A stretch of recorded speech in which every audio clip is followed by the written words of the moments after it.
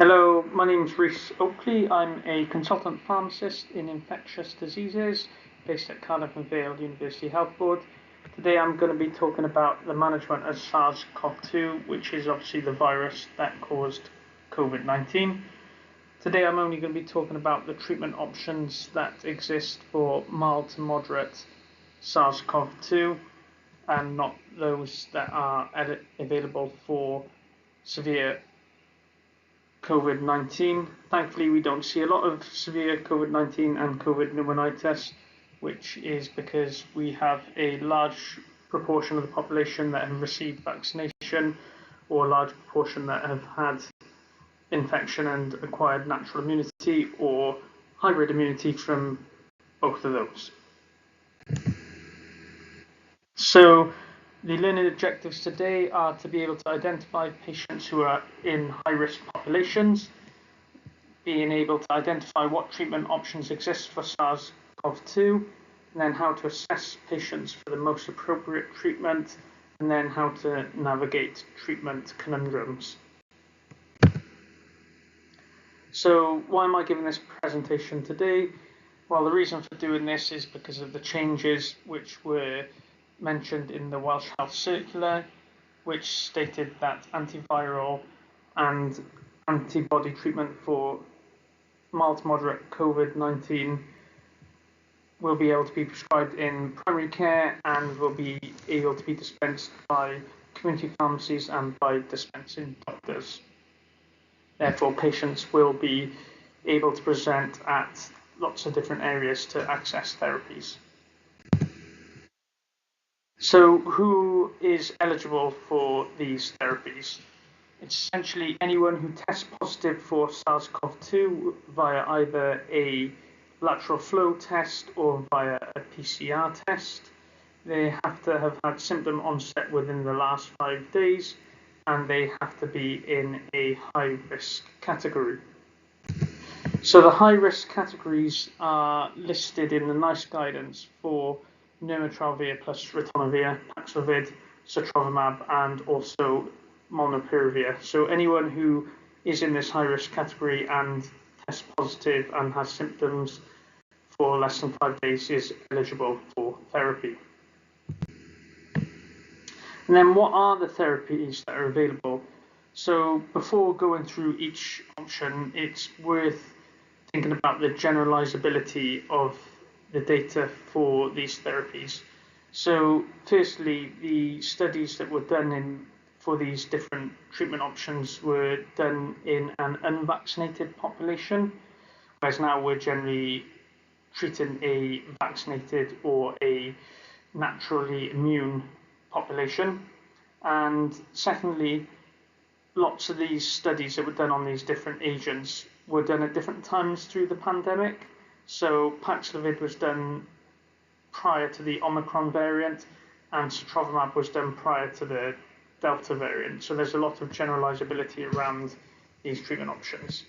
So generally our first line treatment option is Paxlovid, which is a combination of nirmatrelvir and ritonavir, which is only available for adults, so over 18 years, if they do not need supplemental oxygen for COVID-19 and have an increased risk of progression to severe COVID-19.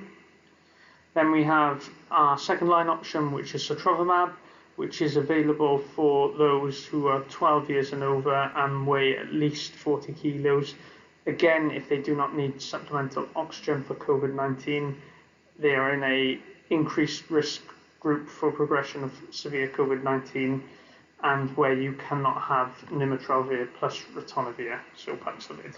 And then our third line treatment option is molnupiravir, which again is for individuals who have at least one risk factor for progression to severe COVID-19 and where you cannot use either nirmatrelvir with ritonavir or sotrovimab. So I'll start first with our most efficacious treatment option, which is the co-formulated product Paxlovid. So this is separate pills of nirmatrelvir and ritonavir. So nirmatrelvir is the antiviral agent which has activity against the SARS-CoV-2 virus, whereas ritonavir has no activity against the SARS-CoV-2 virus. So ritonavir's main role or only role in the product is as a pharmacokinetic enhancer. So it inhibits the enzyme responsible for the metabolism of nirmatrelvir, so allows nirmatrelvir drug levels to remain high. It inhibits CYP3A4, and it does this irreversibly, and it's a very potent inhibitor of this enzyme. This concept of using the pharmacokinetic enhancer in infectious diseases has been around for a while. We've been using it as a treatment option in HIV, and we used it in the early phase rollout of the directly acting antivirals for hepatitis C. So we have a lot of experience of using this. And the reason why nirmatrelvir ritonavir is a little bit complicated for the management of SARS-CoV-2 is because of these drug-drug interactions. This enzyme inhibition is potent and is maximum within 48 hours. So we need to make sure that we identify and manage drug-drug interactions appropriately. And I'll talk about that on the next slide in a bit more detail. But other considerations are around hepatic impairment. So it's fine in Child-Pugh A and B cirrhosis, but it's contraindicated in Child-Pugh C cirrhosis because of a lack of efficacy and safety data. And then in terms of renal impairment, it's fine if your EGFR is above 60 mL per minute. So the normal dose is 2 150 milligram tablets of nirmatrelvir with 1 100 milligram tablet of ritonavir twice a day for 5 days. But then the dose has to be reduced if your EGFR falls below 60. Now the dosage recommendations here are slightly off-label, but have been approved by the appropriate renal bodies.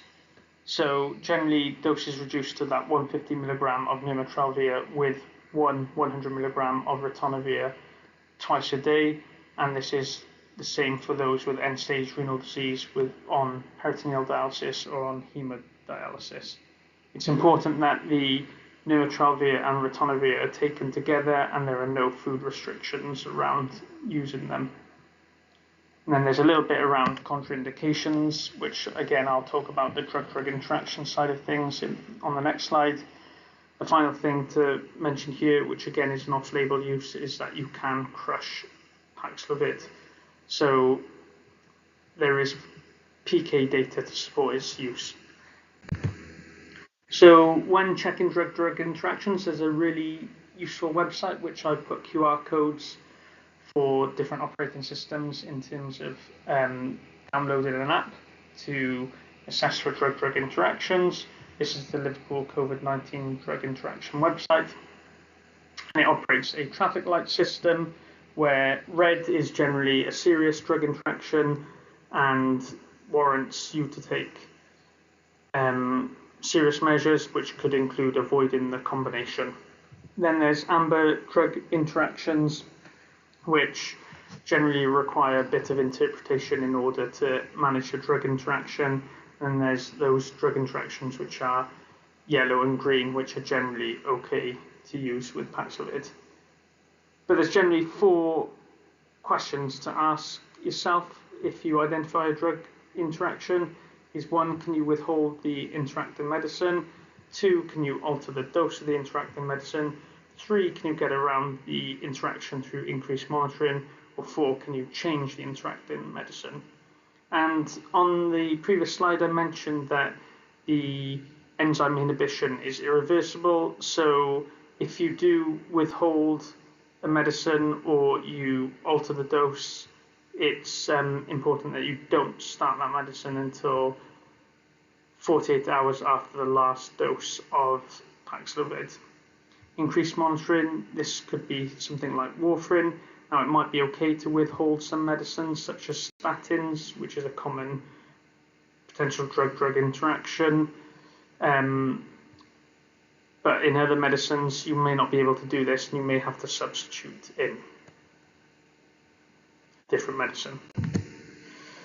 Now I'll talk about our second-line drug treatment option, which is sotrovimab. Now, in terms of other information around sotrovimab, other than and the generalizability stuff that I mentioned earlier is actually the summary of product characteristics. The SPC actually suggests that sotrovimab may have little efficacy against current circulating strains of the virus.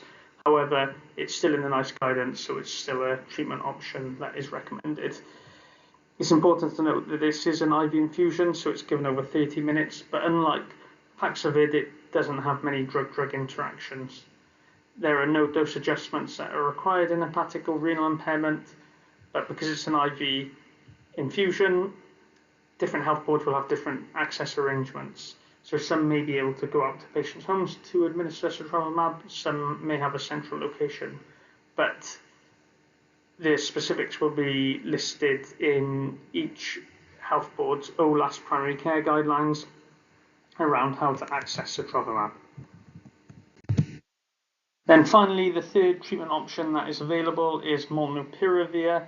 Now, this, as you can see, has quite a high pill burden, so you have to take 4 200 milligram tablets twice a day for 5 days. Again, there's no dose adjustment for renal or hepatic impairment. Drug interactions are unlikely. But unlike our other oral option of Paxlovid, you are not able to open the capsules for molnupiravir for individuals with swallowing difficulties. So that's a whistle-stop tour of the management of mild to moderate COVID-19.